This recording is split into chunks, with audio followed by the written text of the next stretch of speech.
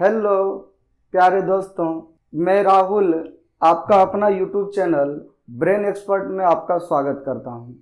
आज के डेट में हम 11th क्लास के सिलेबस के बारे में चर्चा करेंगे।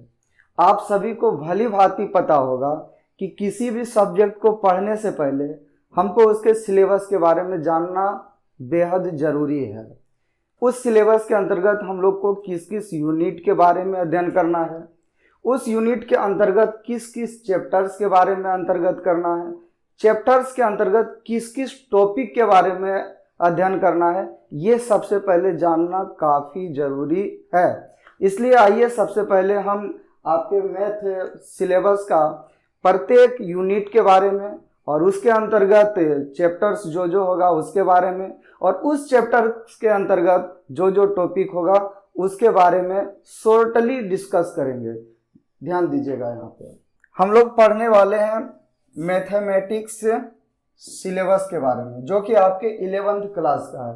किस क्लास का है? 11th क्लास का। चलिए सबसे पहले देखेंगे इसमें कौन कौन सा यूनिट्स है और उस यूनिट्स के अंतर्गत कितना मार्क्स का क्वेश्चन किस यूनिट से पूछा जाता है। चलिए ध्यान दीजिए, आप देखिएगा। सबसे पहले यहाँ पे लिखा हुआ है 11th कोर्स स्ट्रक्चर, यानी आपके 11th क्लास का कोर्स का स्ट्रक्चर किस रूप में है उसके बारे में हम चर्चा करेंगे। ध्यान दीजिएगा, यहाँ आप देखिए आपके 11th क्लास में, थोड़ा देख लीजिए आप, इसके बारे में हम चर्चा करेंगे, डिटेल से एक एक कर करके चर्चा करेंगे। ध्यान दीजिए, आपके 11th क्लास में टोटल मिला के 6 यूनिट के बारे में चर्चा करना है। टोटल मिला के कितना यूनिट के बारे में चर्चा करना है?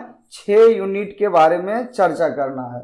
और ये 6 यूनिट के अंतर्गत टोटल पूछे जाने वाले मार्क्स कितना होंगे? 100 होंगे। जिसमें ध्यान दीजिए पहला यूनिट का जो नाम होगा वो सेट्स एंड फंक्शंस होगा। और इस यूनिट के अंतर्गत आपके बोर्ड एग्जाम में 29 मार्क्स का क्वेश्चन पूछा जाएगा। उसके बाद फिर ध्यान दीजिए सेकेंड यूनिट है। सेकेंड यूनिट का नाम है अलजेब्रा। इसके अंतर्गत आपके एग्जाम में 37 नंबर पूछा जाएगा, यानी 37 मार्क्स का क्वेश्चन पूछा जाएगा। अगला तीसरा यूनिट का नाम है कोऑर्डिनेट ज्योमेट्री। इसके अंतर्गत 13 मार्क्स का क्वेश्चन आपके बोर्ड एग्जाम में पूछा जाएगा। अगला चौथा यूनिट्स का नाम है कैलकुलस। इसके अंतर्गत आपके बोर्ड एग्जाम में 6 मार्क्स का क्वेश्चन पूछा जाएगा। इसके बाद अगला है 5वां यूनिट्स का नाम मैथमेटिकल रीजनिंग। इसके अंतर्गत 3 मार्क्स का क्वेश्चन आपके एग्जाम में पूछा जाएगा। छठा यूनिट्स का नाम है स्टैटिस्टिक्स एंड प्रोबेबिलिटी। इसके अंतर्गत आपके एग्जाम में टोटल 12 मार्क्स का क्वेश्चन पूछा जाएगा। यानी हम देखें, अगर टोटल मार्क्स को अगर हम ऐड करें तो टोटल मार्क्स यहाँ पे क्या होगा? 100 होगा। यानी आपके एग्जाम में, यानी आपके बोर्ड एग्जाम में टोटल 100 मार्क्स का क्वेश्चन पूछा जाएगा। चलिए आगे ध्यान देते हैं। बारी बारी से प्रत्येक यूनिट के बारे में चर्चा करेंगे और उस यूनिट के अंतर्गत कितना चैप्टर हम लोग को पढ़ना है और उस चैप्टर के अंतर्गत कौन कौन सा टॉपिक के बारे में पढ़ना है उसके बारे में हम चर्चा करेंगे। चलिए ध्यान दीजिएगा आप।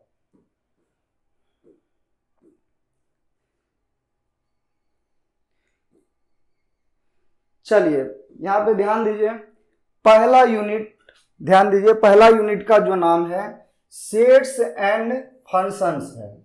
और इस यूनिट्स के अंतर्गत पहला चैप्टर का नाम है सेट्स, यानी पहला चैप्टर हम कौन सा पढ़ेंगे? सेट्स पढ़ेंगे। किस यूनिट के अंतर्गत पढ़ेंगे? सेट्स एंड फंक्शंस के अंतर्गत पढ़ेंगे। चलिए इस सेट्स में पूछा जाने वाला टॉपिक, यानी किस किस टॉपिक से मार्क्स पूछा जाएगा उसके बारे में हम चर्चा करेंगे।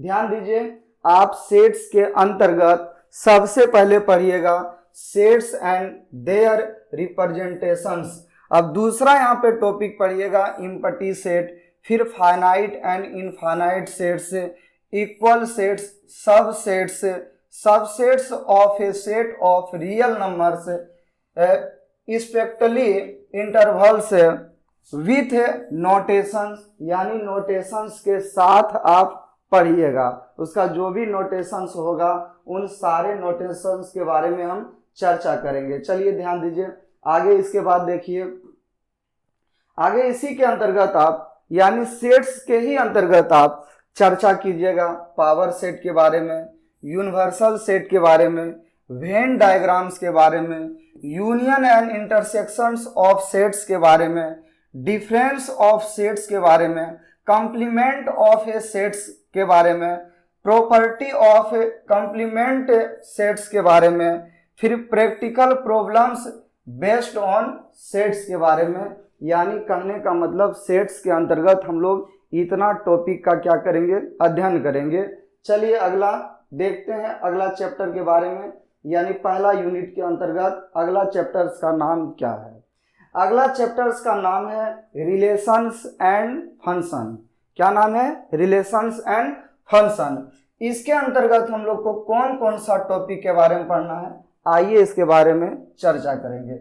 ध्यान दीजिए, आप सबसे पहले पढ़िएगा ऑर्डर्ड पेयर्स के बारे में, फिर कार्टेशियन प्रोडक्ट ऑफ सेट्स के बारे में, फिर आगे number of elements in the cartesian product of two finite sets के बारे में, फिर आगे cartesian product of the sets of real up to real number to real number, यानी real number cross real number, यानी दो सेट्स रहेगा real number से रियल नंबर में हम लोग चर्चा करेंगे।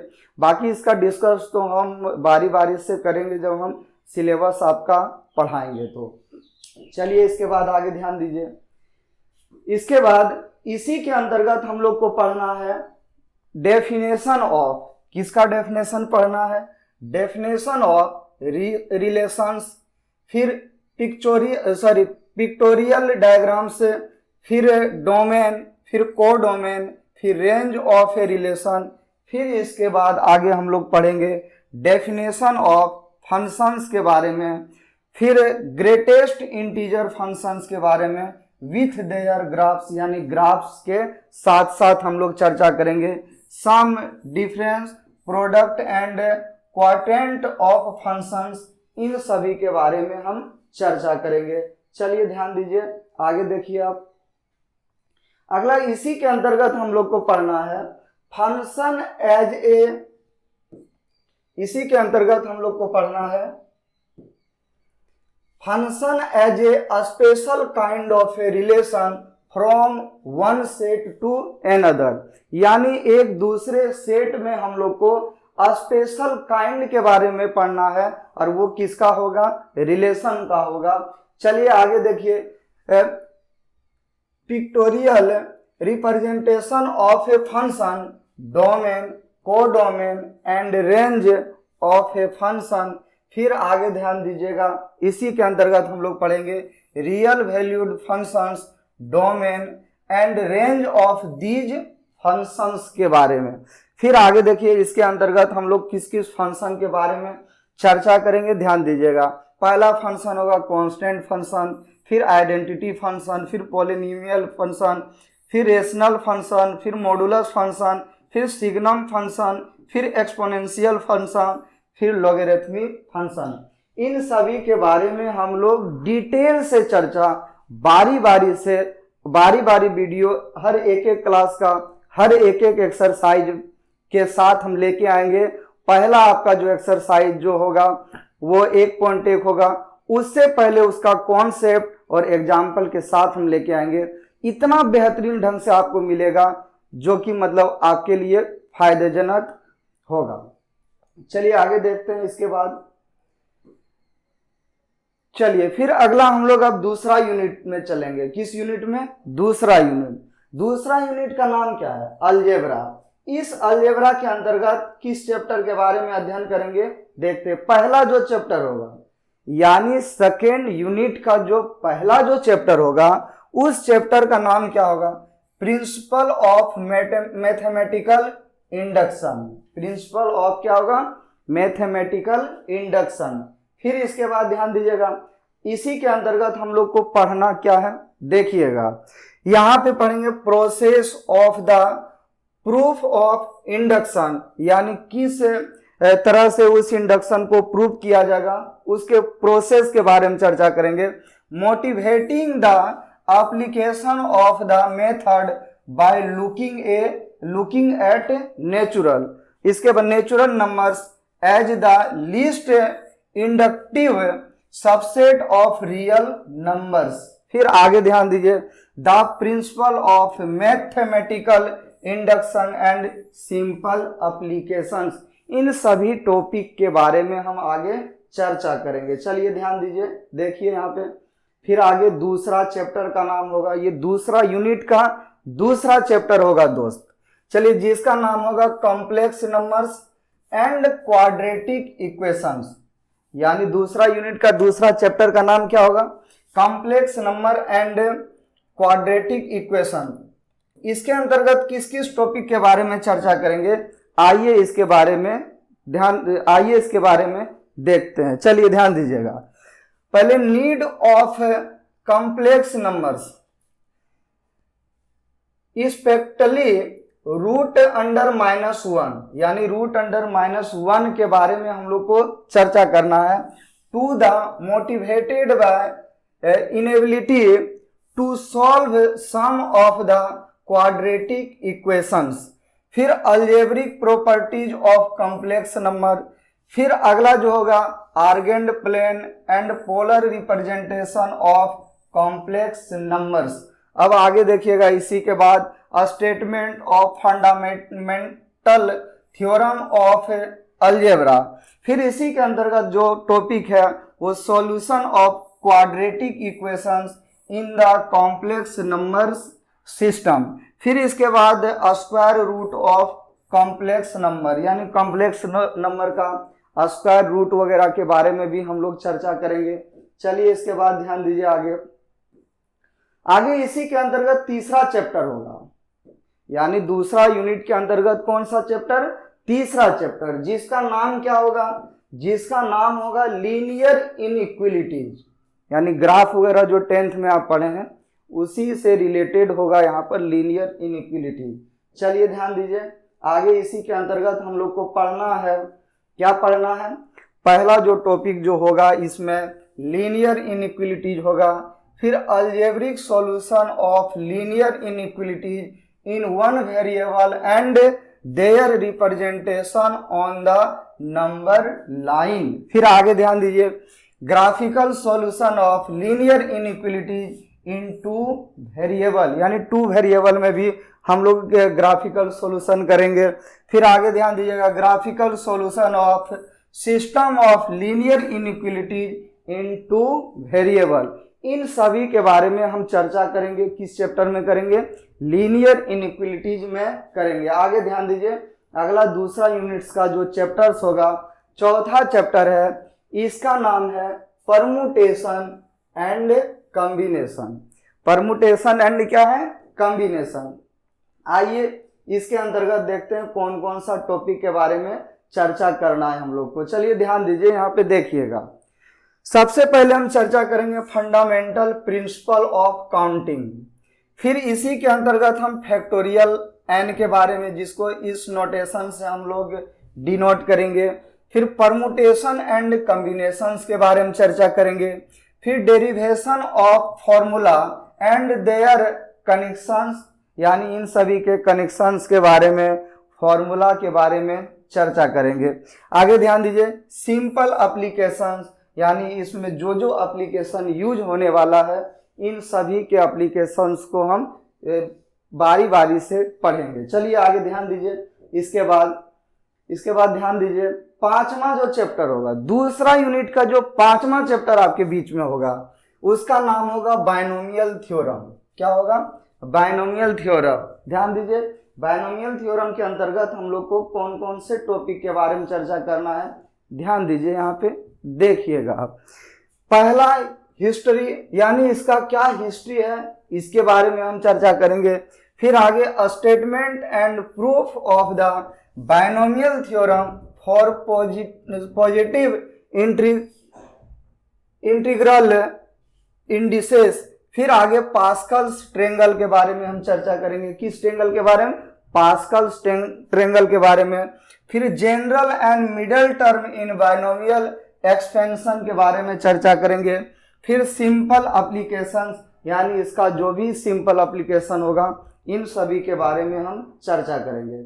चलिए आगे ध्यान दीजिए, छठा जो होगा यानी दूसरा यूनिट का छठा चैप्टर जो आपके बीच में होगा उसका नाम है सीक्वेंस एंड सीरीज। क्या नाम है? Sequence and series. चलिए सीक्वेंस एंड सीरीज के अंतर्गत हम लोग कौन कौन सा टॉपिक के बारे में चर्चा करेंगे, ध्यान दीजिएगा। सीक्वेंस एंड सीरीज के अंतर्गत सबसे पहले हम सीक्वेंस एंड सीरीज के बारे में समझेंगे, आखिर ये होता क्या है। फिर इसी के अंतर्गत अर्थमेटिक प्रोग्रेशन पढ़ेंगे जो कि एपी शॉर्टकट में बोला जाता है। इसके बारे में आप 10th क्लास में थोड़ा बहुत चर्चा किए थे। चलिए आगे फिर अर्थमेटिक मीन के बारे में चर्चा करेंगे, फिर ज्योमेट्रिक प्रोग्रेशन के बारे में चर्चा करेंगे जिसको जीपी शॉर्टकट में बोलेंगे, फिर general term of a GP greater than sum of n terms of a GP, इसके बारे में चर्चा करेंगे, फिर arithmetic and geometric series infinite GP and its sum के बारे में यानी इनफाइनाइट जीपी के बारे में भी हम लोग चर्चा करेंगे, फिर ज्योमेट्रिक मीन के बारे में हम लोग चर्चा करेंगे, फिर relation between am and GM यानी एएम का मतलब क्या हुआ, ध्यान दीजिए, एएम और जीएम के बारे में हम लोग चर्चा करेंगे, यानी अर्थमेटिक मीन और ज्योमेट्रिक मीन के अंतर्गत इन दोनों के बीच में जो रिलेशन है इसके बारे में हम चर्चा करेंगे। चलिए आगे ध्यान दीजिए आप।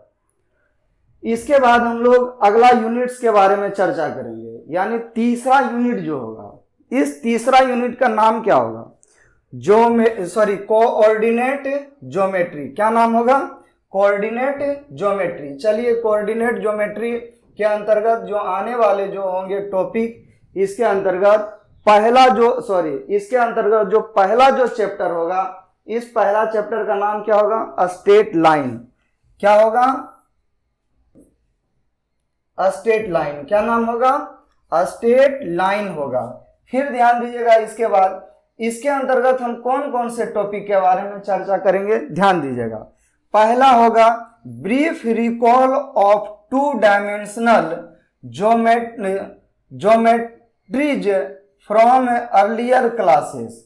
फिर आगे ध्यान दीजिएगा, शिफ्टिंग ऑफ ओरिजिन, फिर slope of a line and angle between two lines. फिर आगे ध्यान दीजिएगा यहाँ पे, फिर आगे देखिए, इसी के अंतर्गत हम लोग को पढ़ना है, इसी के अंतर्गत हम लोग को क्या करना है? पढ़ना है various form of equations of a line.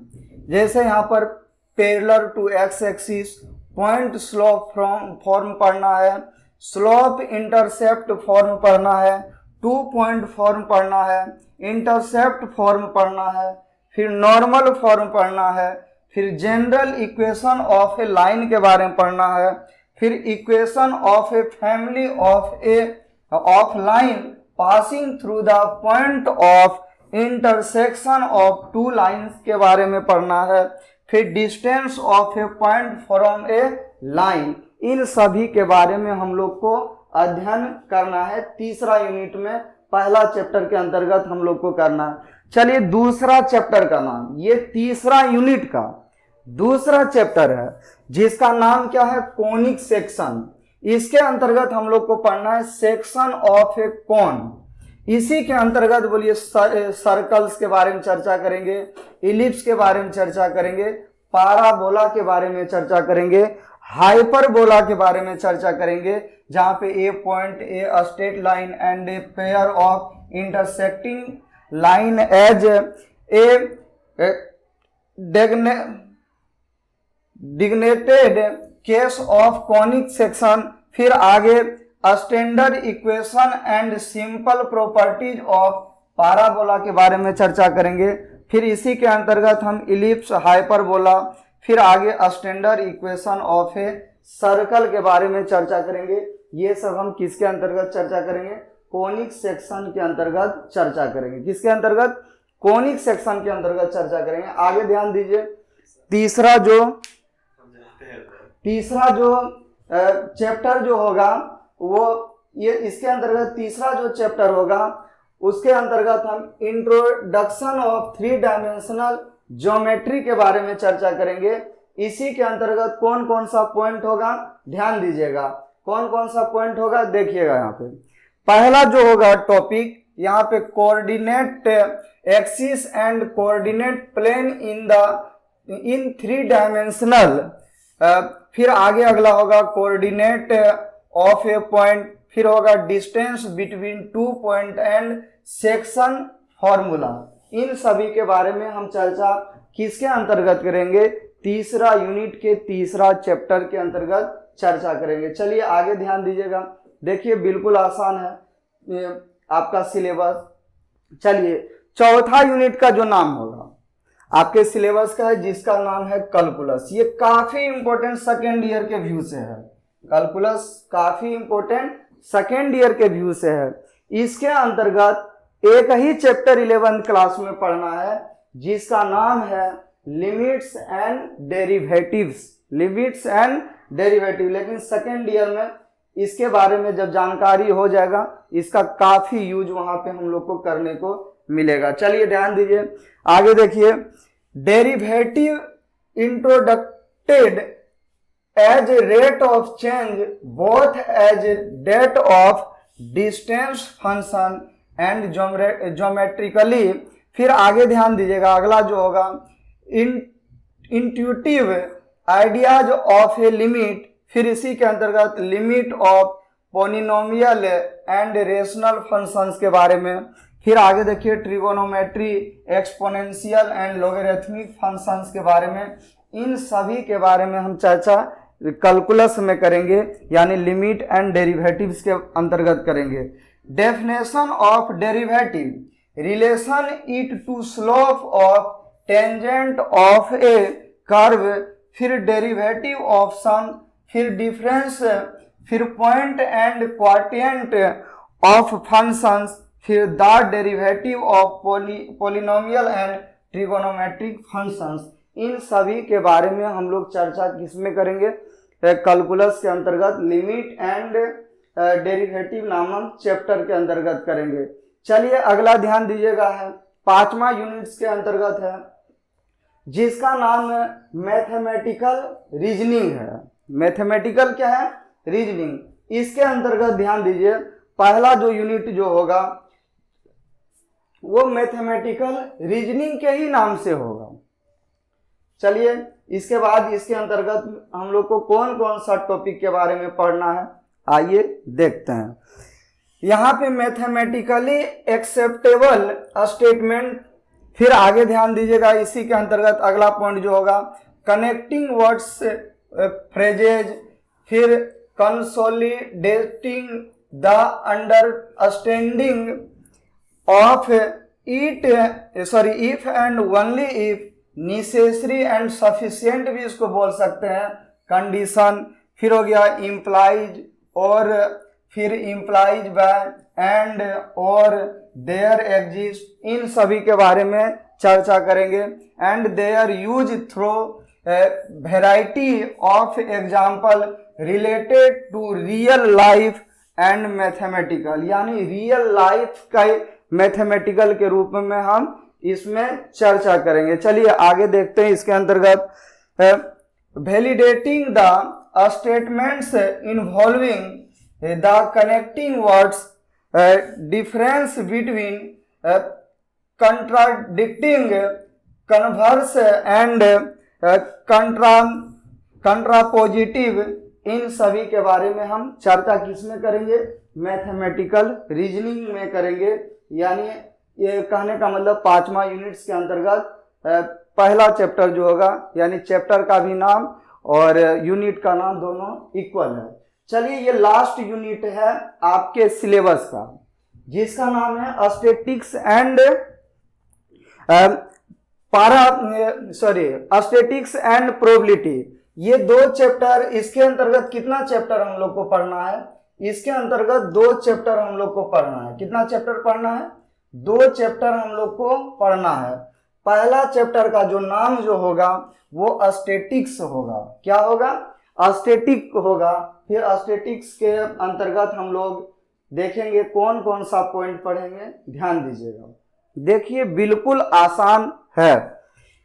चलिए, मेजर्स ऑफ डिस्पेरेशन, फिर रेंज हो गया, फिर मीन डेविएशन हो गया, फिर वेरिएंस हो गया, फिर स्टैंडर्ड डेविएशन हो गया, ऑफ अनग्रुप्ड और ग्रुप्ड डाटा हो गया, analysis of frequency distributions with equal means but different variances. इसके बारे में हम लोग चर्चा कहाँ करेंगे, स्टैटिक्स में करेंगे, जिसका थोड़ा बहुत यूज सेकेंड ईयर में प्रोबेबिलिटी में आपको देखने को मिलेगा।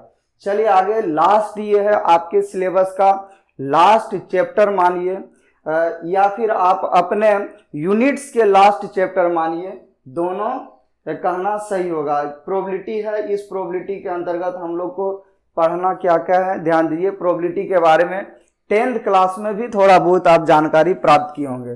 रैंडम एक्सपेरिमेंट के बारे में चर्चा करेंगे, आउटकम्स के बारे में चर्चा करेंगे, सैंपल स्पेस के बारे में चर्चा करेंगे, जिसको सेट रिप्रेजेंटेशन भी बोलेंगे। चलिए, इवेंट्स के बारे में, occurrence of event, not and और इवेंट्स के बारे में चर्चा करेंगे। एक्स हैवेस्टिक इवेंट्स के बारे में चर्चा करेंगे, म्यूचुअली एक्सक्लूसिव इवेंट्स के बारे में चर्चा करेंगे, एक्सोमेटिक सेट देयरटिक प्रोबेबिलिटी के बारे में चर्चा करेंगे, कनेक्शंस विथ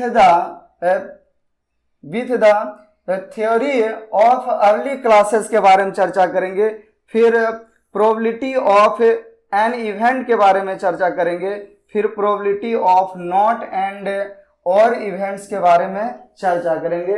ये आपका रहा 11th क्लास का सिलेबस रहा। ये 11th क्लास का आपका क्या रहा, सिलेबस रहा। आप इसी के अंतर्गत बारी बारी एक एक चैप्टर का कॉन्सेप्ट के साथ, एग्जाम्पल के साथ वीडियो आपके बीच में हम लेके आएंगे, जिसमें आपका सबसे पहले एक्सरसाइज से पहले कॉन्सेप्ट और एग्जाम्पल रहेगा। अगर आपको चाहिए वीडियो तो इसके लिए आप लाइक सब्सक्राइब कर लें और अपने दोस्तों के पास शेयर कर दें, ताकि मेरा वीडियो आप तक और आपके दोस्तों तक पहुंच पाए। इतना ही कहकर अलविदा लेते हैं, मिलते हैं फिर अगला क्लास में, जस्ट ही अगला दिन यानी कल के डेट में।